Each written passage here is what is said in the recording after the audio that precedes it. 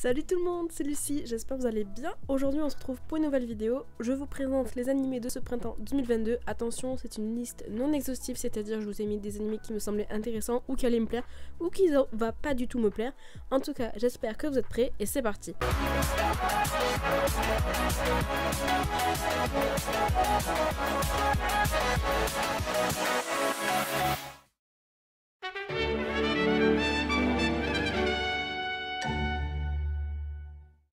Birdie Wing, il s'agit d'une histoire de jeunesse centrée sur deux golfeuses nommées Eve et Aoi, et toutes les deux viennent de milieux complètement différents et donc ont des styles de jeu totalement opposés finalement. Mais ensemble, elles vont bouleverser le monde du golf. Alors en ce moment, il y a beaucoup d'animés sportifs qui arrivent vraiment de tout univers différent. À force, je pense qu'on aura tous les sports représentés en animé.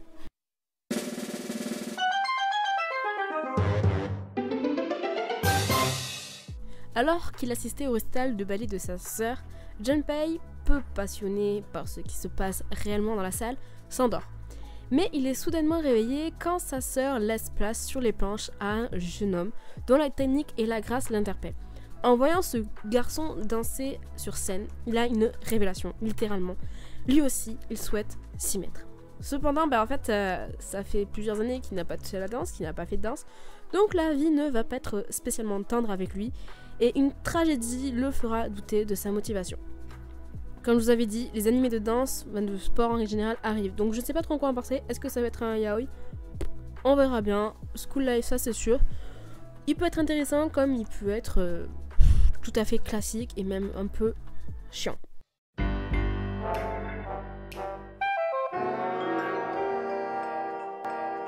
Alors le protagoniste s'est endormi en jouant à un jeu en ligne. Cependant, à son réveil, il se retrouve dans un monde étrange avec l'apparence de son personnage. Après avoir retrouvé ses esprits, il remarque qu'en fait il est équipé de son arme et de son armure les plus puissantes qu'il possède dans le jeu. Mais pour ne rien arranger à cela, l'apparence de son héros est un squelette. Donc disons que pour passer inaperçu, ça marche pas trop. Mais tout de même, il va faire l'effort de passer inaperçu, mais malheureusement pour lui, il va faire la rencontre de Ariane, qui est une elfe noire qui veut l'embaucher pour sauver son peuple. Alors c'est encore un animé de réincarnation dans un jeu vidéo, on commence à avoir l'habitude, mais pourquoi pas?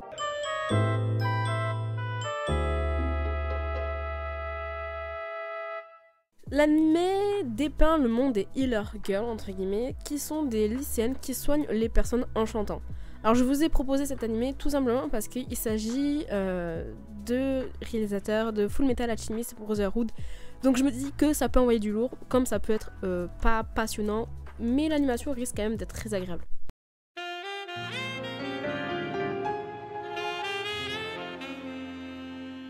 L'histoire nous entraîne dans le quotidien de Hiroi, une lycéenne qui quitte sa ville natale pour étudier au lycée à Tokyo. C'est un lycée réputé en son temps. En cherchant un travail à temps partiel, elle finit par devenir apprenti manager des idoles de Lip X Lip, qui se révèlent être également ses camarades de classe. Alors j'ai hâte de voir ce que ça peut donner, ça me fait penser à des anciens animés 1000% Love, des trucs comme ça.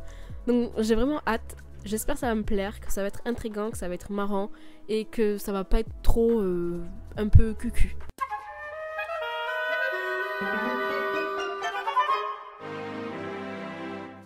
Ensuite, nous avons la saison 3 de Ascendance of a Bookworm ou Azuki no Gekokujo.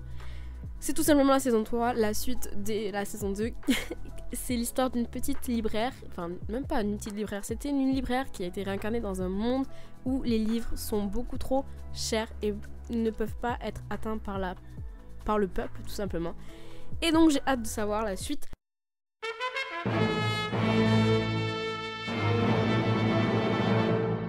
Kono Heller.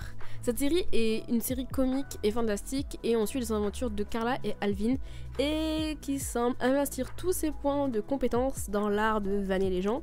Malheureusement pour Alvin, c'est celui qui la suit et c'est un pro-chevalier qui n'a aucune compétence et qui malheureusement pour lui subit toujours les moqueries de sa coéquipière. À voir, franchement je pense qu'il faut vraiment partir sur le ton de l'humoristique, ça peut être très drôle.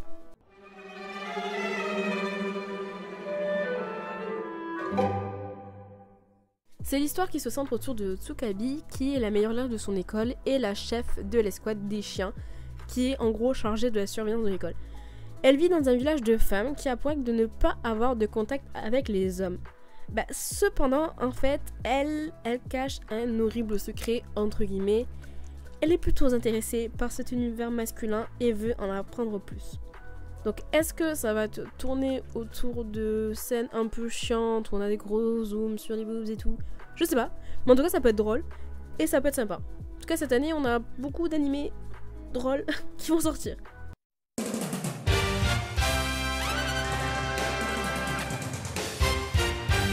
Otomege Sekai wa Mob, c'est Léon qui est un ancien ouvrier japonais qui a été réincarné dans un jeu d'Otomegame. Mais dans ce monde, c'est les femmes qui dominent et les hommes sont des sous-fifres, sont considérés comme du bétail.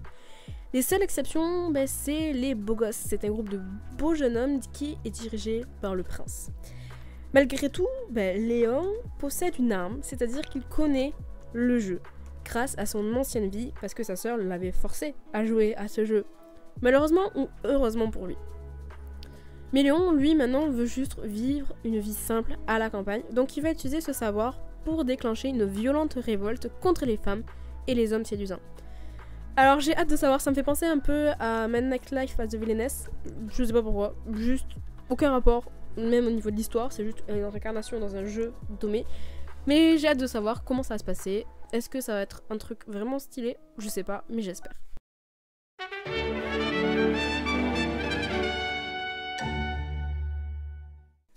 Nous avons la saison 2 de The Rising of the Shield Hero qui va sortir. Et mon dieu, je pouvais l'attendre. En gros, c'est juste la suite de la saison 1. On retrouve Philo, Raftalia et Nobufumi dans une bataille.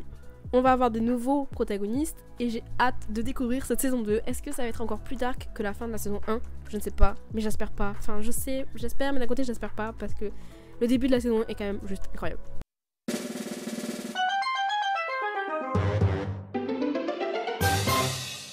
En gros, ensuite, une petite étudiante qui a la voix toute faible, toute petite et elle est assez mauvaise, voire ne sait pas évaluer les distances et l'espace personnel. Parfois, elle est juste à quelques centimètres de votre visage et des fois, elle est beaucoup trop loin pour pouvoir lui parler. Le seul qui essaie de comprendre en gros ses pitreries, c'est Reidu qui est la personne assise à côté d'elle en classe. Il a pas trop d'amis lui non plus parce qu'il a un visage vraiment très menaçant, mais en fait en réalité c'est juste un super gentil garçon avec une imagination plutôt débordante. Donc on va suivre ce duo qui a l'air très comique. J'ai hâte de voir, j'espère que ça va être un peu à la mode Seiki, des épisodes courts.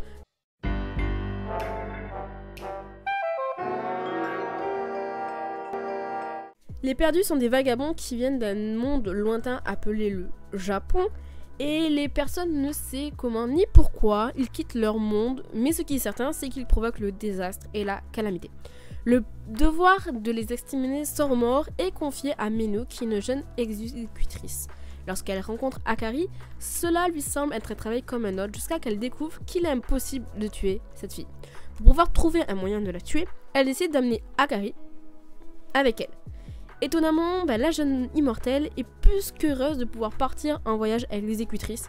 C'est ainsi que commence un voyage qui change Menu à jamais. J'ai hâte de savoir, parce que pour une fois, ça a l'air d'être plus poussé et beaucoup agréable à regarder, bon, notamment par les graphismes. Je ne vais pas vous mentir que les graphismes m'attirent énormément.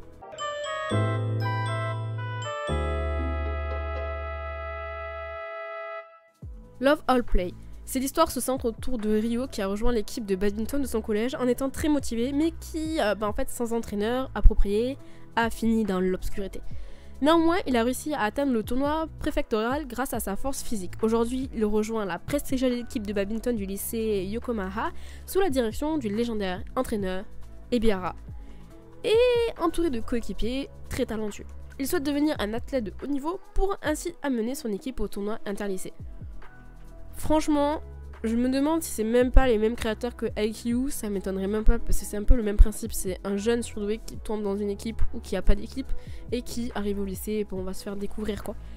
Je sais pas, je vous avais dit de toute façon que le sport s'était mis à l'honneur ce printemps donc je sais pas, ça va être encore des graphismes et des trucs un peu comme du tennis ou du... Bon, bref, hâte de voir.